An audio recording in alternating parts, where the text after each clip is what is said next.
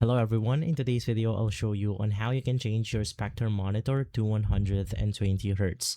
So in order to do this, we have to change it on our Windows setting. So of course you want to navigate through your Windows. From here, right click on your desktop. You then want to simply select the display setting. Scroll all the way down and there's going to be this advanced display button. So just simply click on it. In my case, I'm using two monitors. So you just want to make sure that you simply click on your Sceptre monitor that you want to edit or change. And simply from here, there's going to be the choose refresh rate option. A higher refresh rate, smoother motion, but also uses more power. So you just want to make sure to click on this 165 or the refresh rate. And from here, you can change it to whatever you want to depending on your monitor's performance and model.